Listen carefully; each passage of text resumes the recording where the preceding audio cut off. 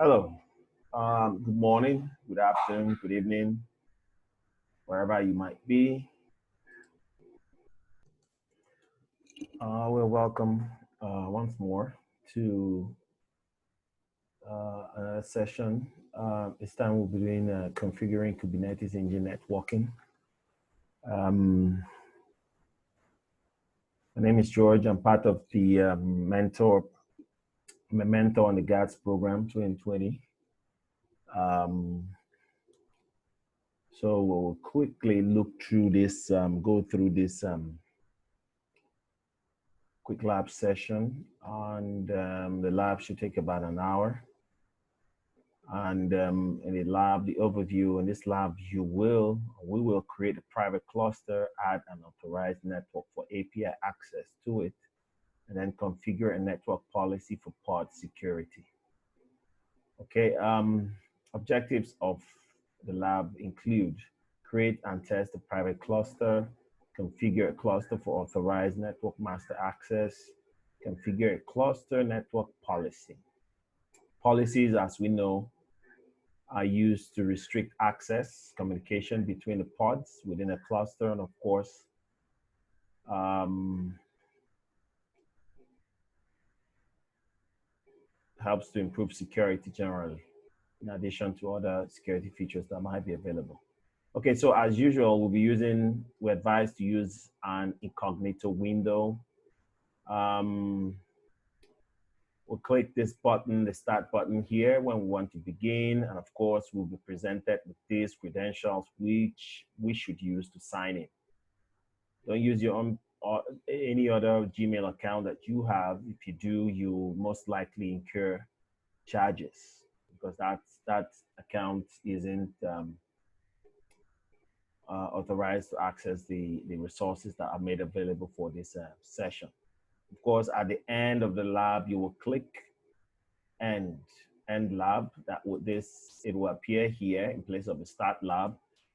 And then, of course, we monitor our scores on the right here. You can click to find out if you're supposed to have 5 points here and you haven't gotten that. You click on this and it'll tell you what you haven't done and the reason why you don't have the complete 5 points. So let's begin, okay? All right, so first thing first, while the resources are being provisioned for use when we go in there, the first thing we need to do is activate our Cloud Shell. And of course, this is what you expect to see. If you don't see this, then you need to set the context, that is set the project for which the commands that you'll be running in the console in the shell will affect. So if we don't see this, then we will need to run config gcloud config set project. Then we will copy this project name here and paste it in there and hit enter. And of course, the output should be this. Yellow tell us the project on which we're running the commands against. Okay, so let's open the console, come back here, pick up the username, give it a minute or two, paste that in here, hit next, pick up the password, return to that window, put in the password and hit next. Okay, so we accept this. Okay, and as usual, we are not expected to update anything concerning this email. This email is temporary, created by Quick Labs, and will not exist after this Quick Labs session. Simply click on confirm, and you move into our GCP console proper. Okay, so while that is happening, let's go and see the instructions we're supposed to carry out. We create a cluster with the name private cluster, pick a zone, and then set up 2 nodes, a number of nodes initially to run in that zone. Okay, so we could pick 1, 2, 3, depending. In this case, we are just selecting a default zone of US Central A and picking 2 nodes for that zone. So normally, if we were to pick all 3 zones that are present in the region US Central 1, then each will have 2 nodes, which will be 6. Okay, but we're supposed to just pick one. Okay, so let's, a window is supposed to, okay. Now we click on this and then we ignore this. The same thing with email updates, and then we'll click on that. Okay, so that is that. So let's go back here. Go to Kubernetes engines cluster. So let's go down here, Kubernetes. Usually I'll pin my stuff up here to make it easy for me to access. So just click on the pin to the left, to the right of the name of the resource you're trying to work with, and it will pin it to the top of the menu, and you can access it at any time. Okay, so we'll click create cluster. Let's, okay, let me just copy this name, private cluster. Sorry. Oh. All right, so I copy that, and we're supposed to select US Central 1A as the zone. Okay, so we ignore this. All right, so we put the name in here, and then we'll pick a zone. It says C here, we're asked to pick A. So we pick A, and let's check what other things we're supposed to do. So to click on default pool under node pools. Okay, node pools, and we'll click on, okay, let's see what we default pool under node pools section, and then enter 2. All right, so click on this, and then there should be a place where we're supposed to put the number of nodes here. Okay, sorry, you click this, not this. Click this, okay? So here we change this to 2. We come back up here and then click on networking section. So let's go down to networking. Oh, sorry about that. Make that 1. 1. All right, so let's go to networking. Meta networking, click here. And then networking is said we should select enable VPC traffic routing. Okay, network. Hold on. And then on network in section, select enable VPC. Network in section, enable VPC native traffic routing. So that's been enabled already. Okay, so let's see what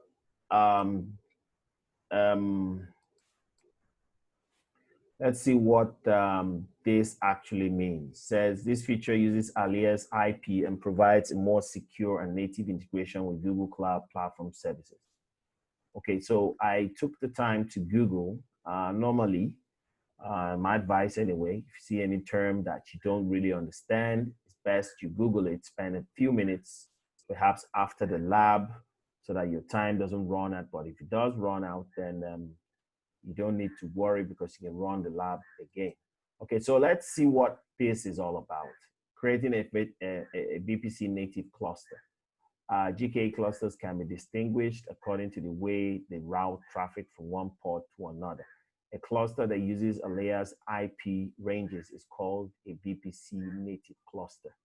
A cluster that uses Google routes is called a route-based cluster. Okay, what does it mean to be a VPC native cluster? Let's go down. These are the benefits, restrictions. Okay, let's read this. This is the important one. It says, as with any GKE cluster service, service cluster IP addresses are only available from within a cluster. If you need to access a Kubernetes service from VM instances outside of a cluster, but within the cluster VPC network and region, you need to create this. So basically, I think that restricts communication within the cluster, and you need to explicitly set up external access to your cluster. Okay, so what next are we supposed to do? In the networking section, select private cluster. Let's go back here. I saw that somewhere. Okay, that's it, private cluster. And it quickly changes. Okay, so when you select that, select access master using its external IP. Okay, so access master using external IP has been selected ready. Then we're supposed to give this IP range. Okay, all right, so put that in here. All right, so that is that. Then, of course, if you did something different, you should read this. It would assist you in case you created another subnet that will clash with the one we just entered, and you need to create a different one. Now, deselect enable master authorized networks. Let's see this select enable. Okay, enable master authorized networks. That's already been disabled. What is that? Place your cursor over the question mark icon and it gives you a summary of what that function or that functionality or that feature does. Enable master authorized networks to block unauthorized non-GCP source IPs from accessing Kubernetes master through HTTPS. Okay, enable authorized. So networks need to be authorized to access the master node through HTTPS request. Okay, so after all that, okay, it even explains it here. Okay, so we click create. Let's quickly do that. Click create. Okay. All right, so that is done. Give it a few minutes, then we will have to run this. We didn't enable our shell, so we should do that now. So I'll be back in a few minutes when it's done, so we can continue from there. Okay, our cluster is still going. So first of all, let's activate the shell, and then we'll refresh the page. Our cluster should be ready by now. Well, still building, coming up. So just give it a few moments. Okay, so when our shell is fully activated, we will run this command check. Okay, all right, so like I said earlier, this has been activated, the configuration has been set to this particular project, which is the same with the project you find here. Okay,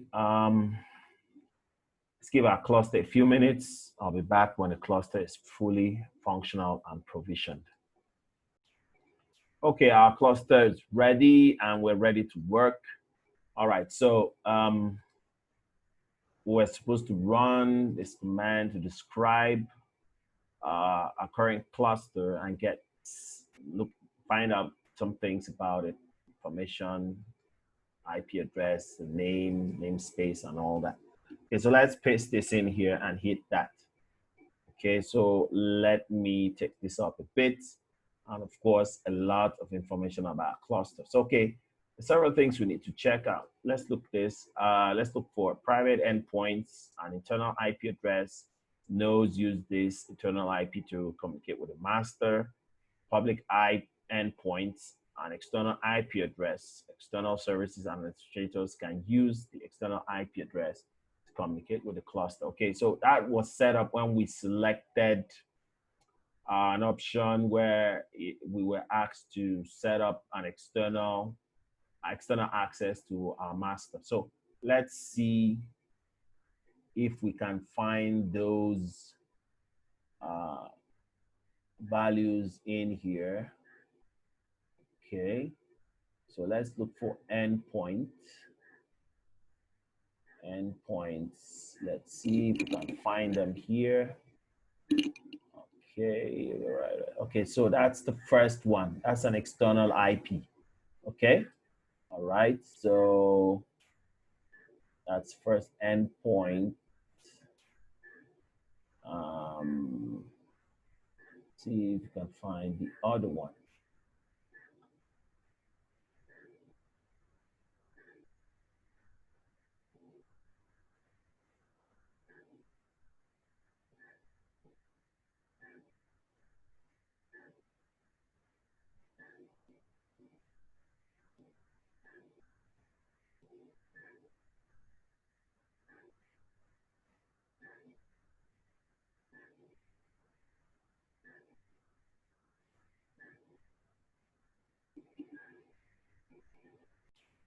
All right, so here they are. This is the private IP, and this is the public IP.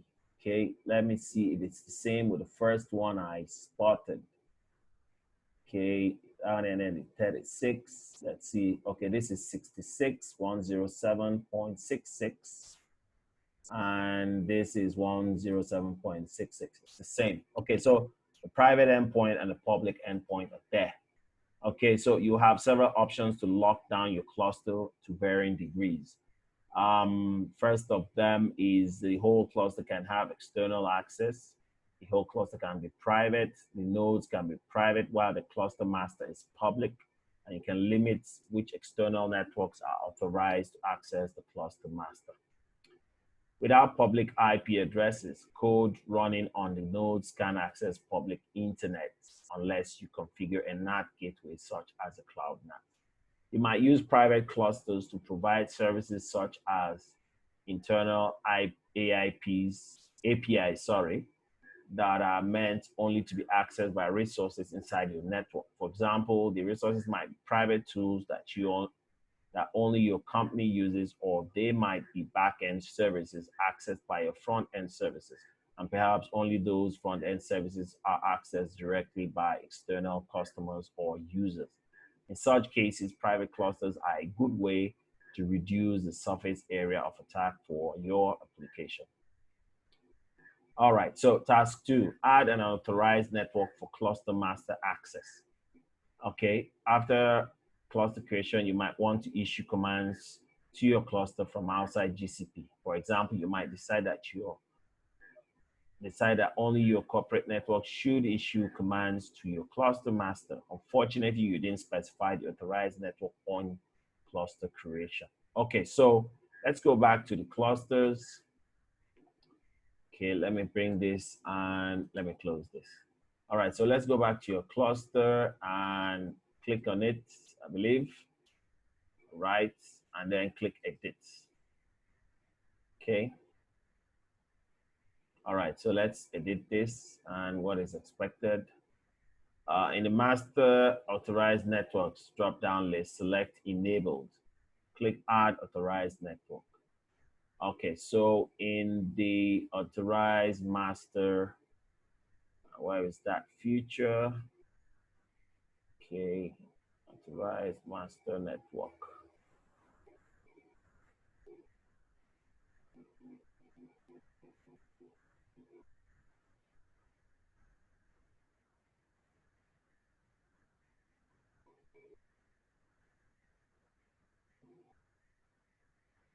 Okay, all right, so that's it.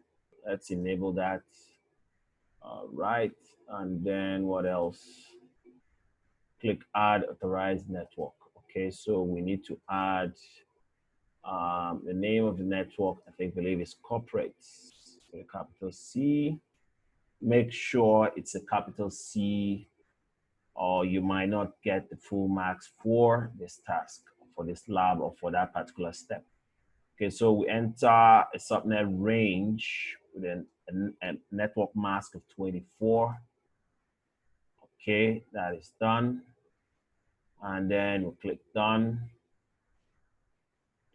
done, and then, okay. And then click save. After that, go to the bottom page, and that's save, and you save that. Okay, so give it a few minutes to save, then you click on check my progress. Don't click it immediately. You might not get the score that you expect to get. So just give it a few moments. Okay, so I believe it's been saved. Let's go back. Okay, still saving it. So just give it a few moments. I'll be back when that is done. Okay, so it's been saved. Let's go back here and then click on check our progress. Okay, that's gone. Now, okay, give it a few minutes. Okay, it's been updated, and you can see it got the full 5 marks for that particular step. Okay, so the next task we're supposed to carry out is create a cluster network policy. Of course, network policy restricts access to your pods. And it said, in this task, you create a cluster network policy to restrict communication between the pods. A zero trust is important to prevent lateral attacks within the cluster when an intruder compromises one of the pods. Okay, so basically this helps you to protect your pods. If one of your pods gets hijacked, it will not spill over to the other pods. It will stay with that particular pod. So that's a good practice. Okay, so first of all, we need to set two environmental variables, my zone U and my cluster, the name of your cluster and the zone you had actually chosen. All right, so that's been set. You simply copy this by clicking this button, or you copy it manually and paste it in the shell and then hit enter. Okay, so we do this other one to set up auto completion for our kubectl command. All right. So in the Cloud Shell, type the following command to create a Kubernetes cluster. Note that this command adds the additional flag, enable network policy, to the parameters you have used in previous labs. This flag allows this cluster to use cluster network policies. Okay, so we're going to create a new cluster. And this time it's named standard cluster 1, and then we're going to enable network policy on that cluster. Okay, so this can either be done now, or when you do it later, you need to enable the add-on on, assuming you created a cluster ready and you wanted to enable network policy, you need to first of all enable the add-ons on that policy before you now enable the policy itself. So let's paste that command and it runs. It take about a minute. Well, we're creating a cluster, so it take about more than a minute. Okay, so once that is done, we will create a context for our new cluster to ensure that when we run commands using the kubectl, it will run against this cluster we just created. So let's see, the cluster is still being created. Okay, I'll give it a few minutes and I'll be back when it's done. Okay, so our other cluster has been created. So let's run this command. So you can create the credentials of the last cluster we just created, which is this. And so when we run kubectl commands, it will run it against this cluster. You can always change that by changing the name of this particular variable to this other one, so that when you do that, you can, any command you run with kubectl will run against this cluster. Okay, so that's been set up. What's the next thing we're supposed to do? We're supposed to run a pod with this image at this Google container registry, and we'll expose it on port 8080. So let's see that. Let's do that, copy that and expose that pod, yeah, that port number. Now in the Cloud Shell again, we need to enter the following command to clone the repository to the lab Cloud Shell. Okay, so let's drag in that. Okay, so the pod it's not running. If you look at workloads, you should see that pod. So meanwhile, let's clone this repository. Okay, so that's the pod we just ran using the this other command. Okay, so we've brought in this repository. We will change into the directory that git command created. We're in there now. You can see this has been added to our display, telling us where exactly we are, and that we are inside this folder. Okay, so restrict incoming traffic to pods. A sample network policy manifest file called hello allow from foo.yaml has been provided for you. This manifest file defines an ingress policy that allows access to pods labeled app hello world. Okay, so on pods labeled app foo. Okay, definitely. If you look here, we have policy types of types ingress. Now this ingress has a port selector attribute that selects or matches labels on ports of this app hello. So any port that has labels in a key of app and value of hello, this particular network policy, this network policy will be applied to it. And then of course, that particular port will only allow ingress, inbound traffic from pods also that are labeled app full. Okay. All right. So let's quickly, and of course, this particular file is found in the folder in which one asks to switch into. Okay, so let's put that, and that should take okay. That's less than a second. It's been created, and then let's see. I get the network policy. All right, so that is there. Port selector, name of the network policy, and the port actually that it affects. All right, so let's validate this. Now run a temporary port call test one with label app full and get a shell in the port. So we originally did said ingress traffic will only be allowed from pods with this label. So now we're going to create a pod with that label, and then we will quickly, of course, we'll run other commands against that pod to get a terminal running in that port, so that a shell anyway, so that we can run test and see if that port can actually access the other ports that the network policy was created for. Okay, so if you look carefully, let's quickly look through here. If you look carefully, you see it says kubectl run test, the name of the port to be created, labels to be added, the image, and then restart policy never restarted. That if you close it, it doesn't restart. And of course, --rm, and then all this. If you are used to using Docker, you will notice that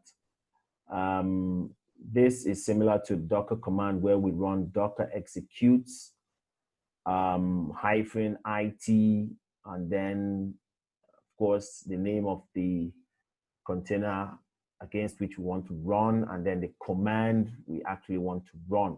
So this kind of explains what this is. So the shortened form of standard in, that standard input, is I.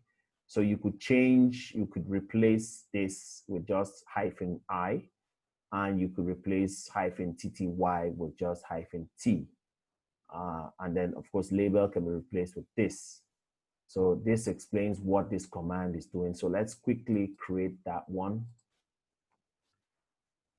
All right, and then we should see, so we're in the pod now. If you type ls to list the content of the pod, if you're a Linux user, you immediately recognize these files, okay? All right, so let's go back up here, and then what are we supposed to do? We're supposed to get, this is similar to the curl command. We're going to get this document from this location. Of course, this is for the other pod we had initially created. That is this, this one here, all right?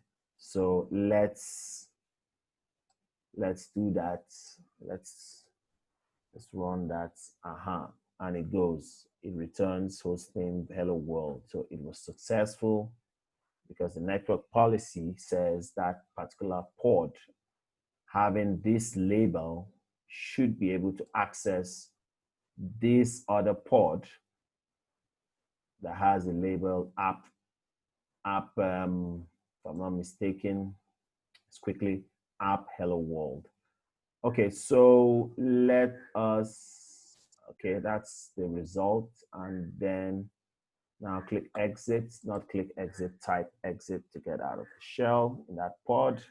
We're out, and the pod, of course, has been deleted, as you can see here, because we passed the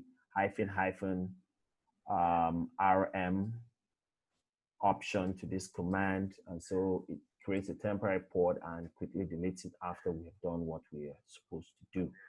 Okay, you can restrict outgoing egress traffic as you do incoming traffic. However, in order to query internal host names such as hello world or external host names such as www.example.com, you must allow DNS resolution in your egress network policies. DNS traffic occurs on port 53 using TCP and UDP protocols. So we are going to open this port up to make it possible for us to run DNS, of course, resolve DNS, carry out DNS resolutions when we say we want to ping google.com. If we don't allow this in our network policies, then that won't be possible.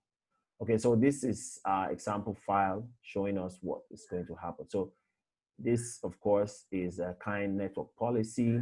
Policy type is egress. This is used to control external outbound traffic from your port. And the port that will be affected will be app full, okay? And will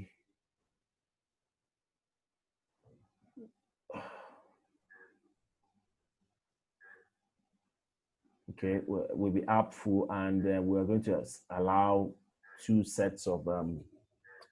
passing two sets of rules. The first one, it should be able to send out traffic to ports that are labeled app hello, and of course, it should be able to send out traffic to ports 53 using the protocol UDP. Okay, so let's quickly create that one. Okay. All right, so that's been done.